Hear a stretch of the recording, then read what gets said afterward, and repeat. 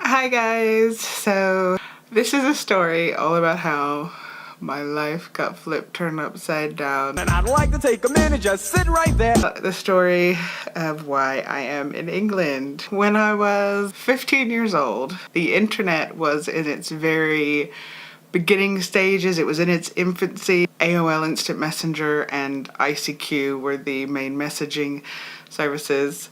And I miss the little every time you got a message. I mean, what we're doing here on YouTube is exactly what we were doing when I was 15. We had online journals, but back then you had to learn how to code. So I learned how to write HTML. I learned how to design websites, make graphics and things like that. Basically do what we're doing now with vlogging, except for we would do it by writing. We were all writers. We were a pretty popular group of journals. I ended up buying a domain, and that was like really cool. If you owned a domain and hosted other journalers, like you were something else. It was by accident. I didn't mean to buy the domain. I just wanted to see how much it would cost. So you had to fill it all in and find out how much it would cost. He sent us a bill for like $80. And it was called Fierce Calm because I adore Tori Amos. Concertina, chill and bounce. This are sweet, you the fiercest. Call my baby. So I was firstcalm.org. Most of the journalers were girls. And so boys were hard to come by in this little group. There's this guy from England, and his name was R. And he was a straight edge punk rock guy. It was Satan music to me because I was a Southern Christian girl. And he kind of freaked me out. But he was like one of the only online journalers that was a boy. And he seemed interesting. Like, we got along. But he liked this other girl named Meg who lived in I think, Canada. And I liked Jerry who lived in, I think, Wisconsin. I really liked Jerry. We met on the Eblana Cafe forums, which was like a group of geeky people that liked gaming and stuff like that. Me and Jerry were planning to meet up. We were all excited, and then it came time to actually happen, and he just disappeared for like 3 months in total in the end. It was prehistoric ghosting, guys. That's what it frickin' was. It was prehistoric internet ghosting. So I was rather upset. R, what's his name, was supposed to meet this girl Meg. He was sort of like lamenting to me on email that this girl was not answering him. I think she went like a week without sending him anything. And I was talking about Jerry, who also had just disappeared off the planet. You know, we just sort of bonded in our general mutual being ghosted. We started talking. We started calling each other. I got a little bit of an allowance every week, and I could get like one phone card, and he had a little bit of money as a student, and so we would call each other. Rate to call England and America was really expensive, so it didn't last very long. We became quite close quite quickly. We were like, do you like me? Like I like you. Like you. So we get together and we have like this little thing for like 3 months. He tells Meg that bye-bye. Bye-bye. Bye-bye. Okay, bye-bye. Me and R were like a popular couple because we were like this ideal that we were like together, and we were writing about each other in our journals, and like people would follow his journal, people would follow my journal, and they'd follow our journal together. This is so cheesy. We even had an online journal called When Worlds Collide, and it was like a journal that we had together. So it like Megan's and ours part, and you had to click and then go in. It's like the people that have Facebooks that are joined together. Mr. and Mrs. Robertson and Jamie Taylor Tanner Kennedy. You know, those people.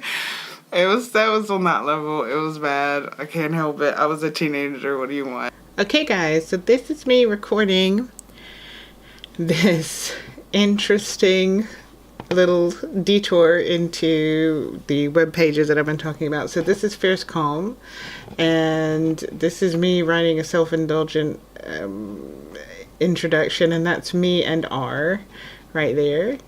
Being little babies, because I was 19, so that's almost, we're hedging towards 20 years ago. So not a short time ago. This is just a few receipts of my old web pages and the little story about me and I've been calling him R, but his name is Russ, and it says his name is Russ here. So I mean, me and Russ and our little international romance when we got engaged, when we met. Oh, if you feel like going to these websites, you can read all of it and enjoy. I'm sure you will. We were like this online kind of vaguely popular love story. Then out of the woodwork returned Jerry. Not today, Satan. Not today.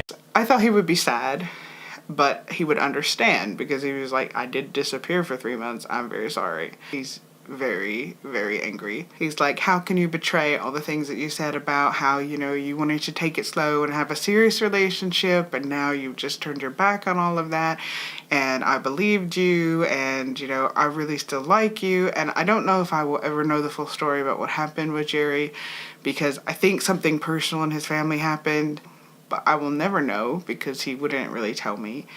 And we did try to talk after that, but it was unpleasant. I had other things to do. I'm not waiting on somebody. If somebody ghosts you for 3 months, you have every right to move on. Do not stand for that nonsense. You know, no matter what was going on, he could have just sent me a message and said, I can't make it this summer because my problems in my family, and I would have understood. One eternity later. Me and R are in love, and he comes out to meet me and my family. So they picked him up from the airport. He was a nervous flicking wreck. He was like shaking. I was shaking. My heart was beating so fast. I thought I was going to just die right then and there. Like, I was so nervous. So I can't believe, you know, I just can't believe they agreed to this anyway. Like, looking back on it, I'm like, my parents are pretty cool because it's this random stranger coming all the way from England to date your daughter. They're like, can't you meet somebody in England? Like, do you need to go all the way across the world to meet somebody and date? It was pretty lenient. It's a weird person from another country they don't know. And I'm 16 and they're letting him come over. So I think my parents are pretty awesome. 2 eternity later. Like, he came over here, then I went over there. We had broken up in between that because we were going like 8-9 months in between seeing each other. I mean, when we got married, we had literally been in the presence of each other in the same area, on the same side of the world for like 4 weeks, maybe, total.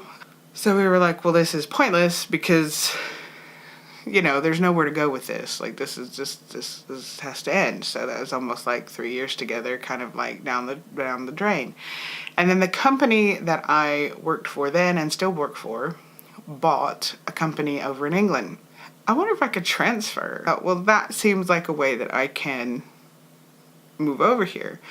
So when I set my mind on something, that it got done. At 19 years old, I decided I was going to move to England. I was going to get married to an Englishman. Like, literally knew nothing about the world or life.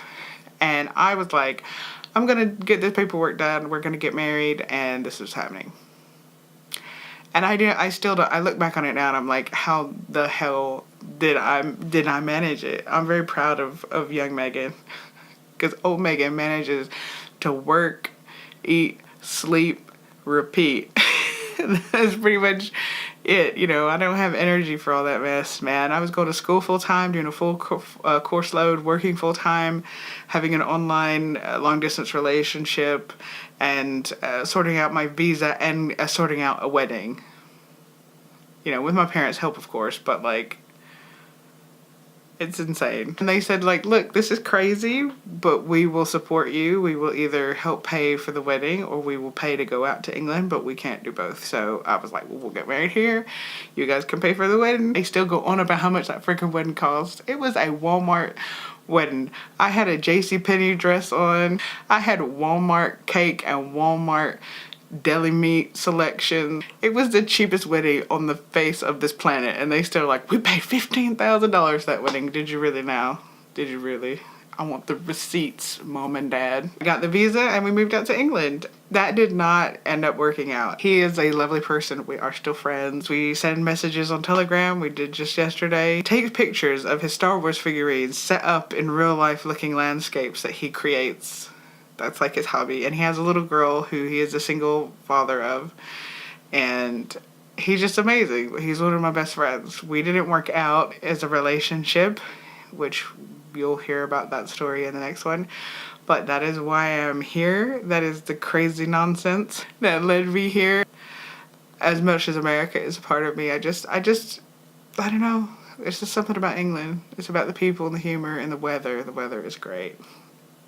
It's not hot. As I am a very delicate ginger flower who must stay out of the sun, I love this weather. But I appreciate you taking the time to listen to this very long video. And hopefully I will catch you in the next one if you don't unsubscribe and be like, this girl talks way too much. Who is this girl? Somebody needs to get her off this program. So take care of yourself and I'll see you in the next one. Bye. Bye.